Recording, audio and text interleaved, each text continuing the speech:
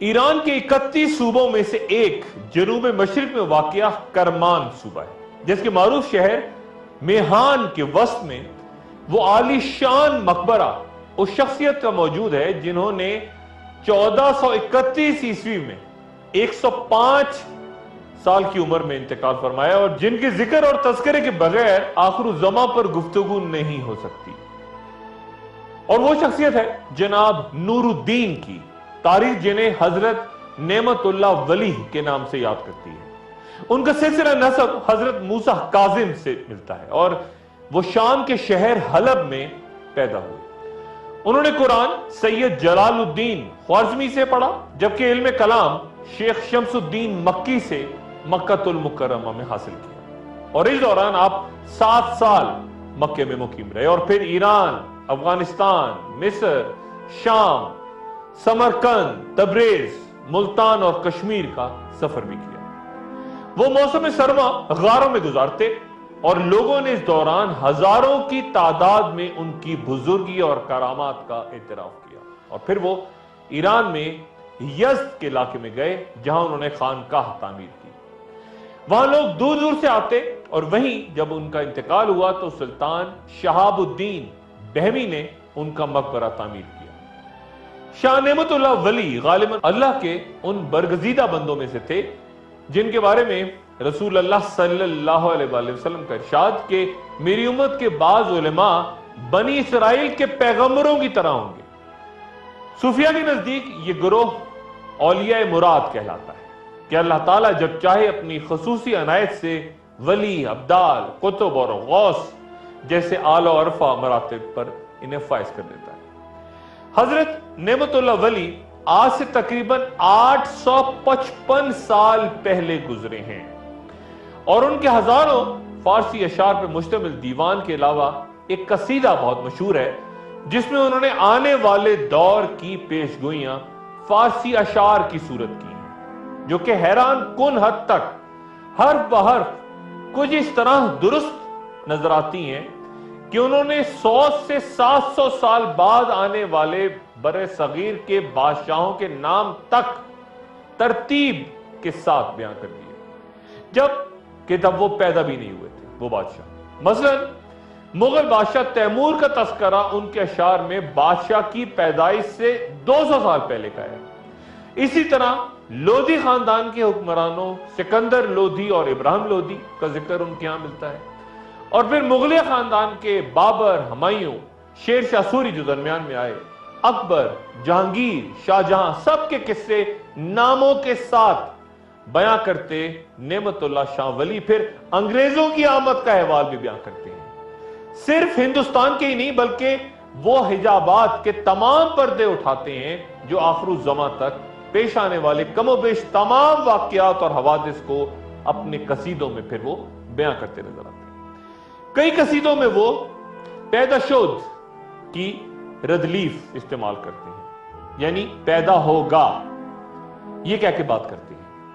اور بعض مقام پہ ردلیف میں بینم یعنی میں دیکھ رہا ہوں کی صورت استعمال ہوتی ہے۔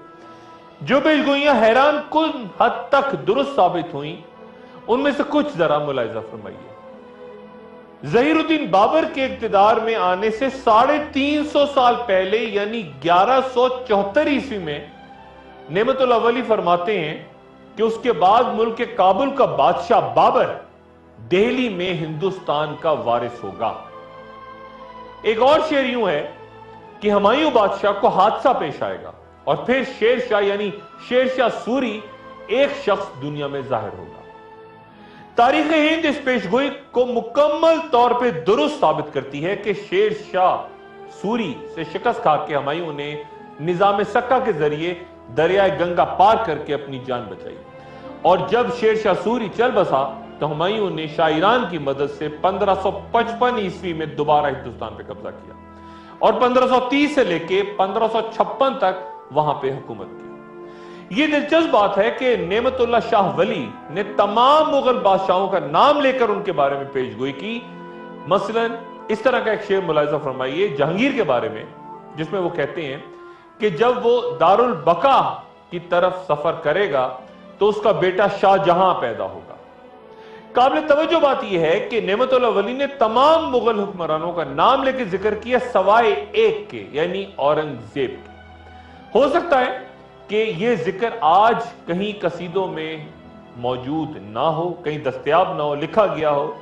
یا پھر یہ بھی کہ اورنگزیب نے نہ صرف تخت نشینی کی صدیوں پرانی روایات سے انحراف کیا اور اپنے باپ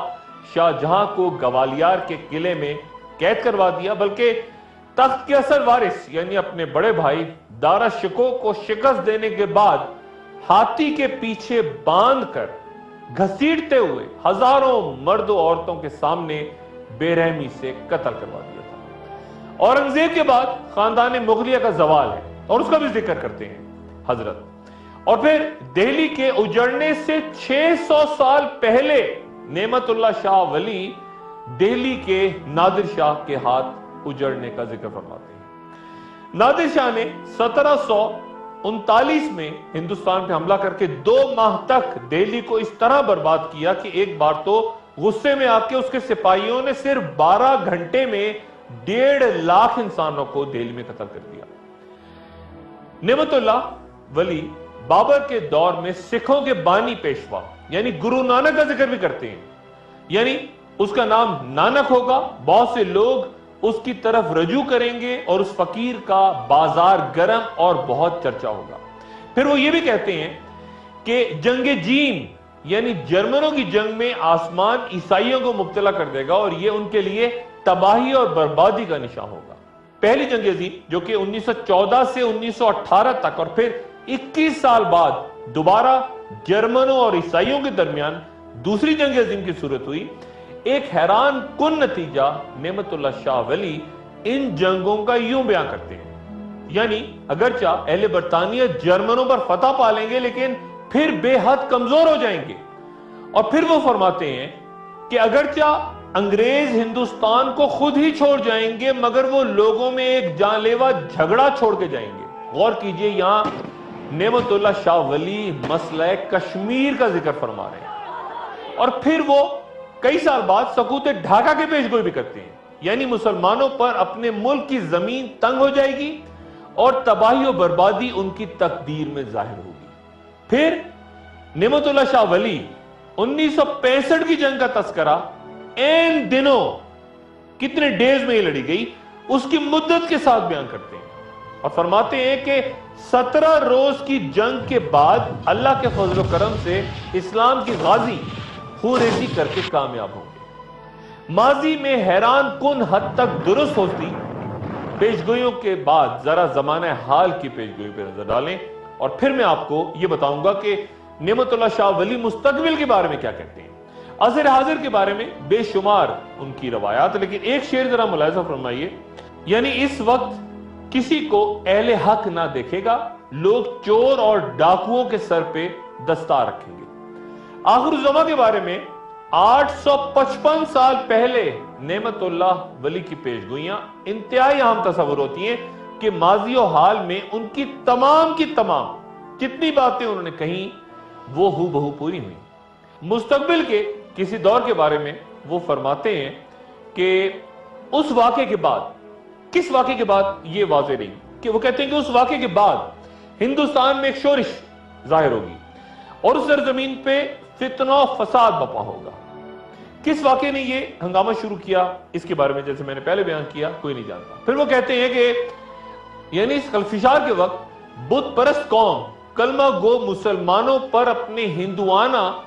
قہر و غضب کے ساتھ ظاہر ہوگی۔ اس جنگ کے دوران یہاں لڑتے مسلمانوں کے بارے میں 3-4 اشعار انتہائی توجہ طلب ہیں، یعنی ان کی مدد کے لیے شمال مشرق کی طرف سے فتح حاصل کروانے کے لیے غائبانہ مدد آئے گی۔ پھر وہ کہتے ہیں یعنی ترکی، عرب، ایران اور مشرق وسطی سے امداد کے لیے ان کے پاس لوگ دیوانہ وار آئیں گے، اور پھر اس جنگ میں اتحاد کیسے ہوگا اس بارے میں ان کا یہ شعر ملاحظہ کریں، یعنی ترکی، چین اور ایران والے یہ بھی سب یکجا ہو جائیں گے اور یہ سب بھی ہندوستان کو غازیانہ طور پہ فتح کروائیں گے۔ یہ جنگ کس قدر خونریز ہوگی اس بارے میں نعمت اللہ شاہ ولی فرماتے ہیں کہ دریا اٹک काफिरों के खून से 3 मरतबा भर के जारी होगा। इस शेर की समझ बूझ उस वक्त तक नामुमकिन है जब तक उस पेशगोई पे नजर ना डाल लें जिसके बारे में वो फरमाते हैं, यानी पंजाब, शहर लाहौर, मुल्क कश्मीर, नुसरत शुदा आजाद कश्मीर यानी दरिया गंगा और दरिया जमुना का इलाका और बंजोर शहर मुसलमान फतह कर लेंगे। बहुत से साहिब इल्म इन पेशगोइयों को उन अहादीस के साथ उनके तनाजुर में देखते हैं जहां पे जिक्र हुआ है ग़ज़वा-ए हिंद का। तीसरी मुतवक्को जंग-ए-अज़ीम के बारे में नेमत शाह वली फरमाते हैं, यानी हिंद की तरह मगरिब की तकदीर भी खराब होगी और तीसरी जंग शुरू हो जाएगी। फिर उनका कहना है, यानी इस बड़ी जंग में शिकस्त खुर्दा जर्मनी या जापान रूस के साथ बराबरी करेगा या मिल जाएगा, और इस जंग में जहन्नुमी किस्म के इंतहाई मोहलक आतिशी हथियार इस्तेमाल होंगे। नेमतुल्लाह शाह वली के मुताबिक यानी अचानक हज के दिनों में इमाम मेहदी जाहिर होंगे और यह तमाम दुनिया में बात मशहूर हो जाएगी। उसके बाद इस्फहान शहर से दज्जाल जाहिर होगा, इस्फहान शहर से, और उसके कत्ल करने के लिए ईसा अलैहिस्सलाम आसमान से उतरेंगे। और एक शेर इन पेशगोइयों के नाजुक तरीन मरहले पे नेमतुल्लाह शाह वली का यूं है कि ऐ नेमतुल्लाह शाह, खामोश हो जा, रब के राजों को जाहिर ना कर। नेमतुल्लाह शाह वली की पेशगोइयां कुछ 2000 अशार के करीब बयां होती हैं, जिनमें से सिर्फ 350 अब आज के वक्त दस्तयाब है, और 1000 साल पर मुहीत इतनी तवील और मुस्तनद पेशगोई करने का ये गैर मामूली मर्तबा किसी और रूहानी शख्सियत को अल्लाह ने गालिबन अता नहीं किया। यानी नेमतुल्लाह एक कोने में बैठा हुआ है और मैं सब कुछ देख रहा हूं।